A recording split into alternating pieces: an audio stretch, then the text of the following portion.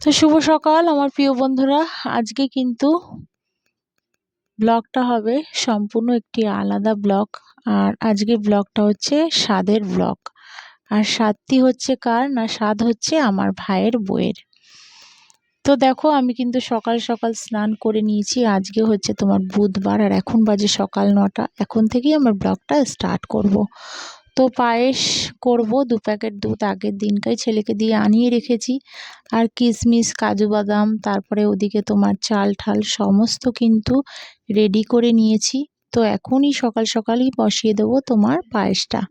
আর পায়েসটা হয়তো তোমরা ভাববে পায়েসটা কেন আমি করছি কারণ মায়ের করার কথা ছিল। তো মাকে বললাম, মা থাক, তোমার করতে হবে না, আমি সকাল সকাল উঠে আমার বাড়িতেই করে নেব। তাই আমি কিন্তু বসিয়ে দিয়েছি। আর একটু 5 রকম ভাজাভুজি করব। তো ঘরে মোটামুটি সবজি সব কিছুই ছিল।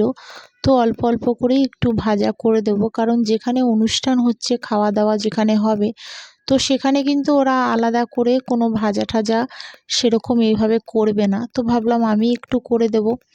আর এদিকে দেখো আমার চাটাও কিন্তু করে নিয়েছি, কারণ আমি চা খাইনি, আগেই পায়েসটা বসিয়ে দিয়েছিলাম যে যদি দেরি হয়ে যায় তো আগে পায়েসটা বসিয়ে দিই। ওদিকে পায়েসটা হতে হতেই দেখো সমস্ত সবজিগুলি কিন্তু বার করে নিয়েছি। বেশি না, অল্প অল্প করে। ভাই বলে দিয়েছিল যে দিদি অল্প করেই ভাজবি, বেশি ভাজবি না, কারণ অনেক রকমই আইটেম থাকবে, ও সেরকম খেতে পারবে না, শুধু শুধু নষ্ট কেন করবি, তো অল্প অল্পই ভাজিস। তো সেই কারণেই দুটো দুটো করেই তোমার ভেজেছিলাম তোমার 5 রকম ভাজাভুজি। তো সব দেখো ধুয়ে নিলাম, ধুয়ে কিন্তু ভালো করে তোমার কেটে কুটে নেব। তো এদিকে পায়েসটা দেখো মোটামুটি হয়ে এসছে। তো এবার দেখো বাতাসাগুলি দিয়ে দেব। আর বাতাসা দিয়েই কিন্তু পায়েসটা করেছিলাম, আর গুড় ঠুর দিইনি, ভাবলাম বাতাসা দিয়েই করি। তো বাতাসাগুলি দেখো দিয়ে দিলাম। আর পায়েসটা মোটামুটি 2 প্যাকেট করেছি, কারণ আমার ছেলেরাও খুব ভালো খায় পায়েস। তো ভাবলাম একেবারেই করে নিই, ওকেও একটু, ভাইয়ের বউকেও একটু দিয়ে দেবো, আর আমরাও একটু খাওয়া দাওয়া করব। তো সেই কারণেই একটু বেশি করেই বসিয়েছিলাম। তো এদিকে দেখো সমস্ত কিন্তু কেটে নিয়েছি সবজিগুলি। তো এবার নুন হলুদ দিয়ে মাখিয়ে এবার একটার পর একটা ভাজবো। তো তারপরেই কিন্তু ছেলে আবার বলল যে স্কুল থেকে তোমার নোটিশ পাঠিয়েছে যে স্কুলে আবার আজকে যেতে হবে টাকা জমা দিতে। তো তোমাদের তো এর আগে বলেছিলাম যে স্কুলে আবার টাকা জমা দিতে যেতে হবে। তো আর কি বলবো জানো তো, স্কুল থেকে এরকমই করছে, পরপর 2-3 দিন স্কুলে খালি আপ ডাউন করতে হচ্ছে, মানে একদিনে সব পড়ছে না। তো আর কি করব, তো বললাম যে এখন এই সময় কি করে যাব, কারণ এইখানে কাজ টাজ সেরে তো আবার অনুষ্ঠান বাড়িতে যেতে হবে, তাই না। তো ছেলে বলল, মা না গেলে হবে না, যেতেই হবে। তো বললাম ঠিক আছে, তুই তাহলে রেডি হয়ে যা, আমি ততক্ষণ ভাজাভুজিগুলি তাড়াতাড়ি করে সেরে নিয়েই বেরিয়ে যাব। তো ছেলে ওদিকে রেডি হচ্ছে, জামা প্যান্ট পরছে, আর এদিকে দেখো আমি কিন্তু এবার পরপর করে একটা করে ভেজে নেব ভাজাগুলি। তো ওদিকে কিন্তু মাও ফোন করছে যে তাড়াতাড়ি কর, আমরা একটু তাড়াতাড়ি বেরাবো। তো সবাই মিলে একসঙ্গে থাকলে তো মজা হয়, তাই না।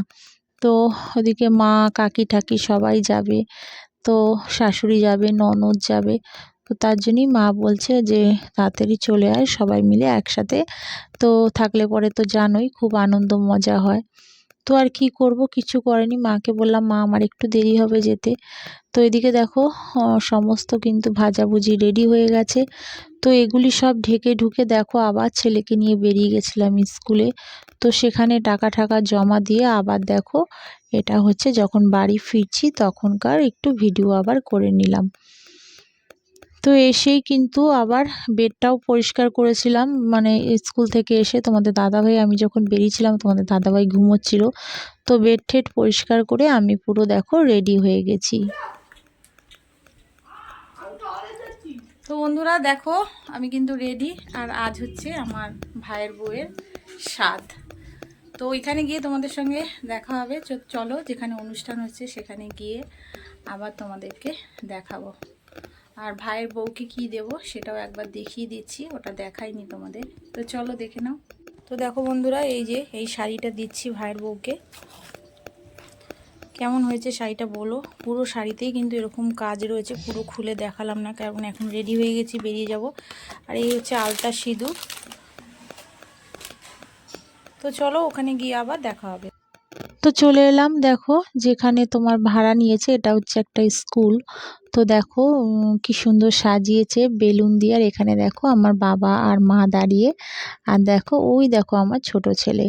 তো দুইজনের মাঝখানেই দাঁড়িয়ে ছিল। তো আবারও ভেতরে ঢুকে গেল। আর আমার বাবাকে দেখো, অনেক দিন পর তোমরা আমার বাবাকে দেখতে পেলে। তো বাবা সেরকম খুব একটা বেরায় না, তো আজকে যাই হোক ভাইয়ের বউর অনুষ্ঠান, তো আজকে এসেছে। আর এদিকে দেখো ভেতরটা তোমাদের দেখাচ্ছি, কি সুন্দর দেখো সাজিয়েছে চারিদিকে, কিন্তু তোমার বেলুন ঠেলুন দিয়ে সাজিয়েছে। আর এদিকে এক একজন করে সব লোকজন আসছে। আর এ দেখো আমার ভাইয়ের বউ দাঁড়িয়ে আছে, ইয়েলো কালার দেখো শাড়ি পরেছে। তো খুব সুন্দর লাগছিল ওকে। আর এটা হচ্ছে আমার ভাই। তো তোমরা সেরকমভাবে আমি তো ওদের দেখাই না, তো আজকে সেই সূত্রেই তোমাদের দেখানো হচ্ছে।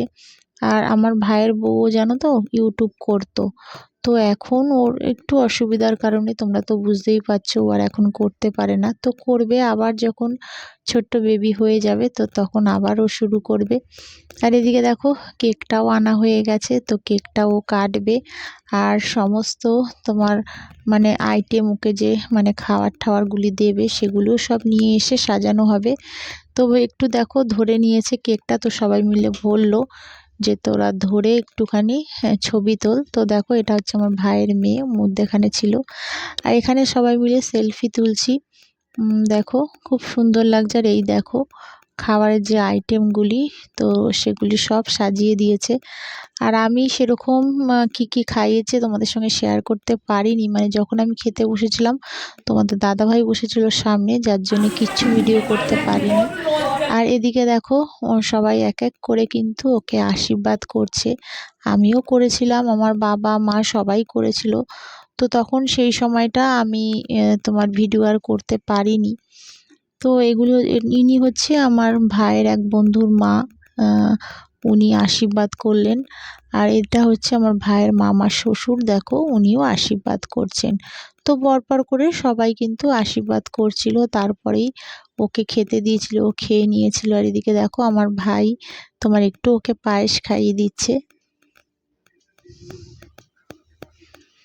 তারপরেই দেখো কেক ঠেক কাটা শুরু হয়ে গেছে। তো সমস্ত যে কটা বাচ্চা ছিল তো সবাইকে ডেকে এনে দেখো আমার ভাইয়ের বউ কিন্তু কেকটা কেটে ফেললো। আমার ছেলেও ছিল, ছেলেকে দেখতে পাচ্ছ না, ও কোনার দিকে ওই দেখো দাঁড়িয়ে আছে। শুভ সন্ধ্যা বন্ধুরা। তো চলে এলাম অনুষ্ঠান বাড়ি থেকে, অনুষ্ঠান বাড়ি বলতে মানে ভাইয়ের বউয়ের যে স্বাদ অনুষ্ঠান হয়েছে সেখান থেকে। তো ওদের বাড়িতে হয়নি অনুষ্ঠানটা, মানে একটা স্কুল ভাড়া করেছিল, তো সেখানেই হয়েছে। তো ছিলাম সবাই ওখানে গল্প গল্প করে খাওয়া দাওয়া করে, খাওয়া দাওয়াটা তোমাদের সঙ্গে সেরকমভাবে শেয়ার করতে পারিনি, কারণ কেন জানো তো, তোমাদের দাদাভাই আমার পাশেই খেতে বসেছে। তো সেটা যে তোমাদের সঙ্গে শেয়ার করব একদমই পারলাম না, কারণ সত্যি বলতে কি তোমাদের দাদাভাই কিন্তু এখনও জানে না যে আমি ইউটিউব করি। আমি ভেবেছিলাম কোনো দিন এখনও ওকে জানাবো না, যখন আমি মনে করব যে আমি একটা ভালো জায়গায় এসেছি, তো তখনই তোমাদের দাদাভাইকে জানাবো। তো সেই কারণে তোমাদের দাদাভাই কিন্তু এখনও সেরকম জানে না যে আমি ইউটিউব করছি।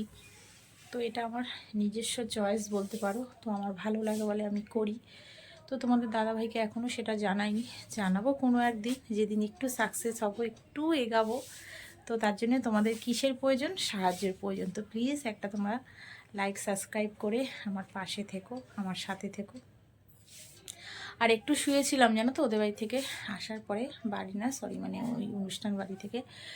তো তারপরে একটু দেখো গরম গরম চা খেয়েও কিন্তু টেবিলের ওপরেই ওটা রেখে দিচ্ছি। আর টেবিলটার অবস্থা শুধু দেখো, এদিকে বেডের অবস্থাও শুধু দেখে নাও। তো এখন সেগুলিকে গুছিয়ে নেব। তো চলো আজকের মতন তাহলে ব্লগটা এখানেই শেষ করছি। তোমরা সবাই ভালো থেকো, সুস্থ থেকো, আবার দেখা হচ্ছে আগামীকাল আরেকটি নতুন ব্লগের সাথে। তাহলে আজকের মতন সবাইকে টাটা।